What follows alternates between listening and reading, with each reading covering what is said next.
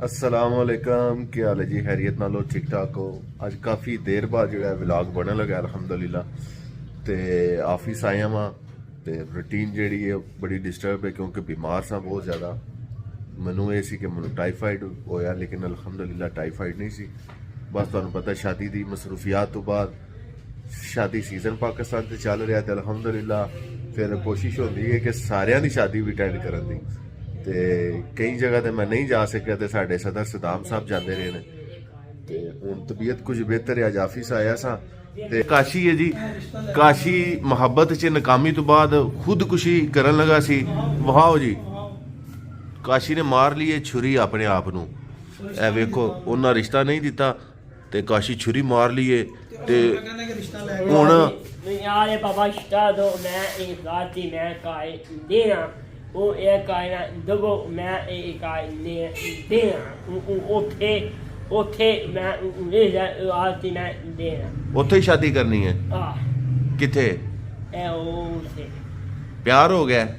हाँ, I love you बोलो। हाँ आई लव यू। आयशु हाय आए आशु हाय है।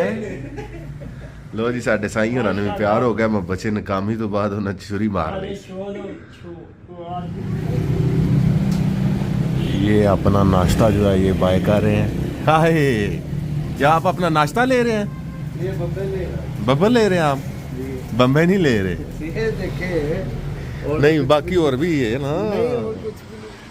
मैं कहा जी व्लॉग असा शुरू किया हुए तो व्लॉग पूरा शुरू होना चाहिए क्योंकि काफ़ी देर हो गई तुहानू भी विजिट नहीं कराया मैकडोनल्ड का। ते ना सानू मिल गए ने। ये शादी तो बाद शुक्र अल्लाह का कि इन्होंने भी सानू टाइम दिता है क्योंकि करते हो शादी तो बाद बस 5-6 दिन नहीं गैप रहा। हाँ 5-6 दिन तो कोई नहीं होंगे। तो सो साडा हुण ब्रेकफास्ट जो वो मैकडोनल्ड तो हो रहा है। भाई ने चाय पीनी है तो मैं अज खान लगा जे बर्गर स्पाइसी क्रिस्पी नाल एक ड्रम स्टिक है।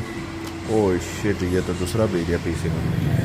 फ़िश जो है ये मेरे बेटे ने मुझे कहा था कि अब्बा जी फ़िश ले आए आलम अली ने, तो काफ़ी दिनों से मुझे याद नहीं रहता था। तो अभी ये फ़िश ली है, ये रो फिश है इसको बोलते हैं। और इसकी जो मेरे ख्याल में स्किन उतरवाते हैं। खल ला दो दी